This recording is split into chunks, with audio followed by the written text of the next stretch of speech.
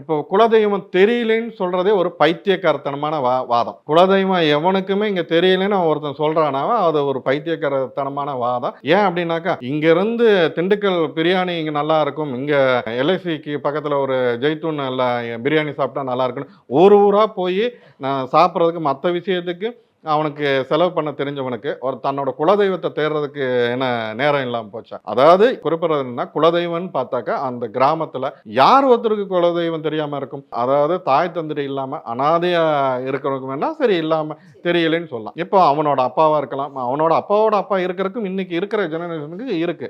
எங்க அவங்க யாருன்னு தேடி போனா அந்த கிராமத்துல கண்டிப்பா கிராமப்புறங்கள்ல தானே அந்த தெய்வமே இருக்க போகுது. ஒன்னும் அவங்க தாத்தம் பாட்டம் கூட்டம் யாரையாவது ஒருத்தரை போய் பார்த்தாவே இதான்ப்பா உங்க வாழையடி வாழையா நீங்க கும்பிட்டு வருது. அவங்க தந்தையார் வழியில தானே அந்த குலதெய்வமே வரும்.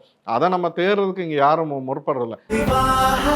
மணப்பெண்ணின் பிரத்யேகமான திருமணம் விவாஹா சென்னை சில்க்ஸ்.